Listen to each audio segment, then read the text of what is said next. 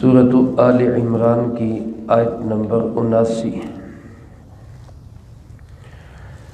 الحمدللہ وکفی وسلام علی عبادہ الذین اصطفی،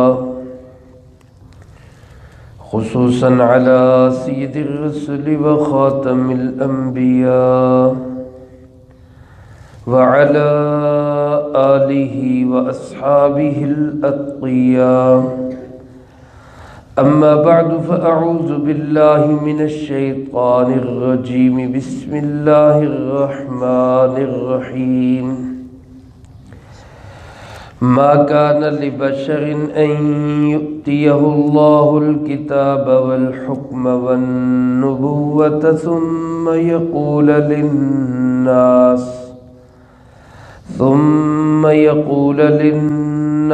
كونوا عبادا لي من دون الله ولكن كونوا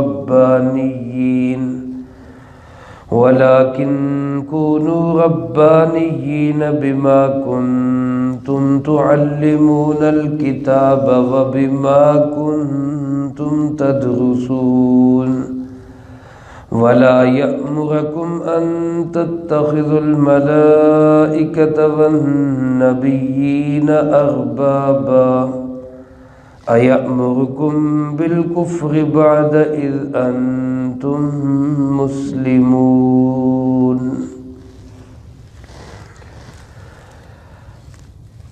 ما كان لبشر، کسی بشر کا یہ حق نہیں ہے، ان یؤتیہ اللہ الکتاب،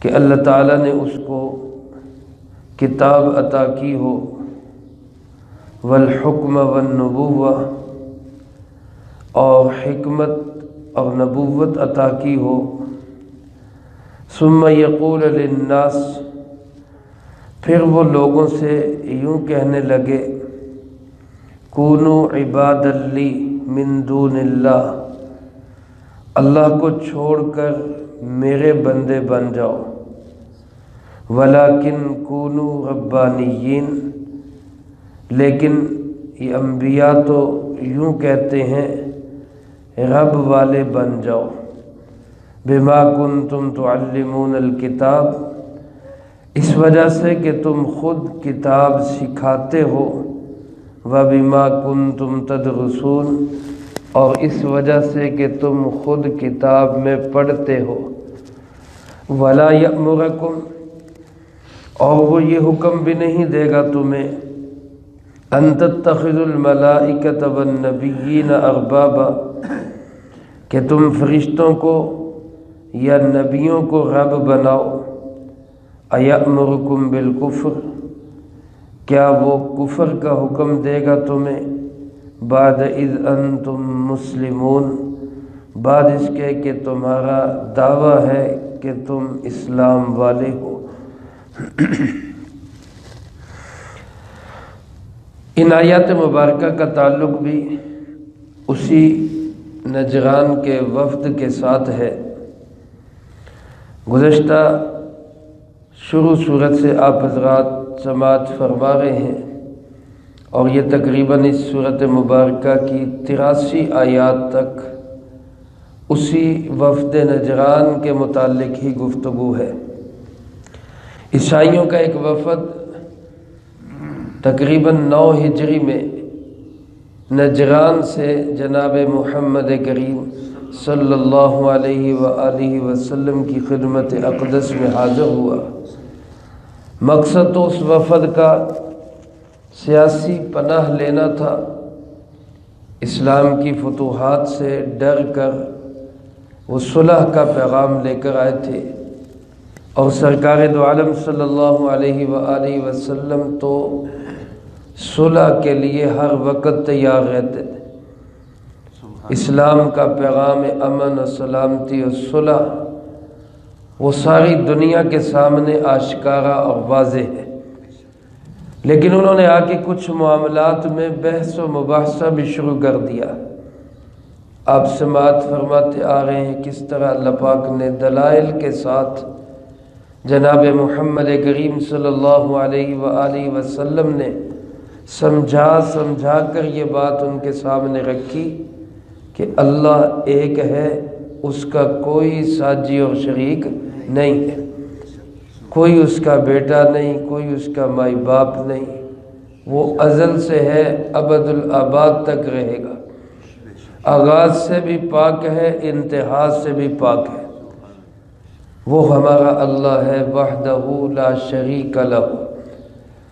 جب رسول اللہ صلی اللہ علیہ وآلہ وسلم ان کو سمجھا رہے تھے اور ان سے یہ بات چیت اور گفتگو ہو رہی تھی، تو اس بیچ میں کچھ یہودی بھی اس مجلس میں آ گئے۔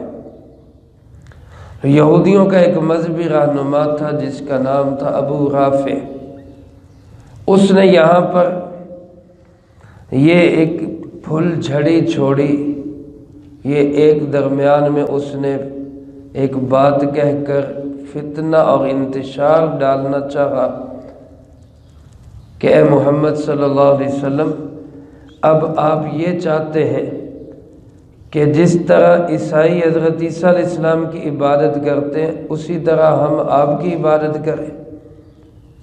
حالانکہ نبی کریم صلی اللہ علیہ وآلہ وسلم نے بلکہ کسی بھی اللہ کے نبی نے کبھی بھی لوگوں کو اس بات کی تلقین نہیں کی کہ وہ اللہ کو چھوڑ کر میری عبادت کرنے لگ جاؤ۔ اللہ پاک نے ان آیات مبارکہ میں اسی بات کو واضح کیا، کیونکہ شرک جو ہے یہ تو اللہ کے ساتھ کھلی بغاوت ہے، اللہ رب العالمین کی کھلی نافرمانی ہے، اور اللہ اپنے نبیوں کو اپنے پیغام کے لیے چنتا ہے۔ اللہ کے نبی علیہ الصلاۃ والسلام کس کا انتخاب ہوتے ہیں؟ اللہ کا انتخاب۔ تو اگر اللہ کا نبی کبھی، شرک تو بہت بڑی بات ہے، کسی معمولی سی برائی کا بھی اللہ کا نبی حکم نہیں دے سکتا، اگر وہ ایسا کرتا ہے تو اس کا مطلب ہے کہ اللہ کا انتخاب نعوذ باللہ غلط ہو جاتا ہے۔ حالانکہ اللہ رب العالمین خطا سے، غلطی سے بالکل پاک ہے، وہ بھولتا نہیں ہے، وہ خطا نہیں کرتا، وہ غلطی نہیں کرتا۔ اللہ کے فیصلے اٹل، صحیح اور بالکل درست ہوتے ہیں۔ اللہ پاک نے جس نبی علیہ الصلاۃ والسلام کا بھی انتخاب کیا، وہ اللہ کے نبی انتہائی اطاعت گزار اللہ کے نبی تھے، اور جن کا انتخاب ختم نبوت کے لیے ہوا جناب محمد کریم صلی اللہ علیہ وسلم، وہ تو ان سارے نبیوں کے بھی سردار ہیں۔ میرے محترم دوستو، اللہ کے نبی کبھی بھی لوگوں کو یہ نہیں کہتے کہ اللہ کو چھوڑ کر ہماری عبادت کرنے لگ جاؤ۔ ہاں، وہ اطاعت کا کہتے ہیں، فرما برداری کا کہتے ہیں، اتباع کا کہتے ہیں۔ عبادت اللہ کی ہوگی، اطاعت اللہ کے رسول صلی اللہ علیہ وسلم کی ہوگی۔ لیکن کچھ لوگ اطاعت میں فرق نہیں کرتے، وہ اطاعت کو ہی عبادت سمجھ لیتے۔ تو ہم عبادت صرف کس کی کرتے ہیں؟ اللہ رب العالمین، اور اطاعت اور فرما برداری اور اتباع کرتے ہیں جناب محمد کریم صلی اللہ علیہ وآلہ وسلم۔ چنانچہ اللہ پاک فرماتے ہیں ما کان لبشر، کسی بشر کا یہ حق نہیں ہے۔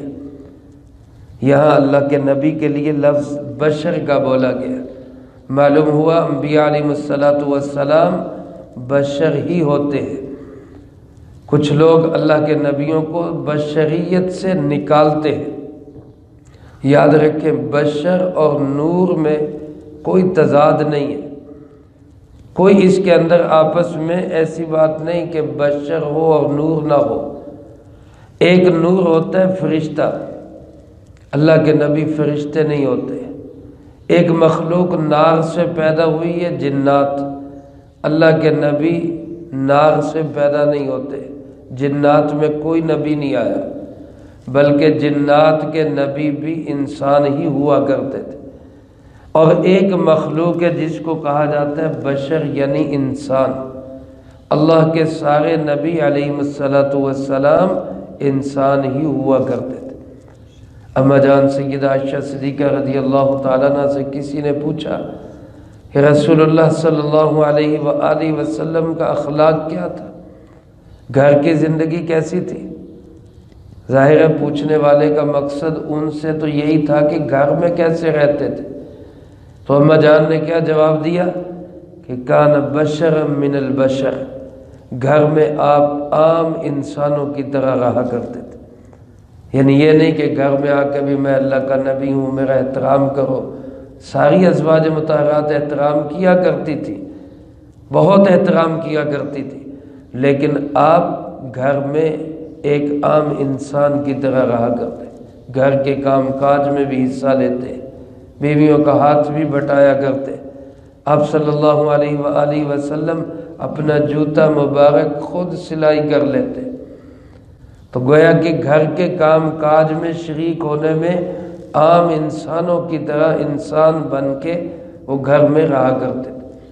تو یہ لفظ انہوں نے فرمایا کانا بشر من البشر۔ اما جان فرماتی آپ گھر میں بشر کی طرح رہا کرتے تھے۔ تو میرے محترم دوستو، انبیاء علیہ السلام کو بشریت کی صف سے نکالنا یہ قرآن کریم کا انکار ہے۔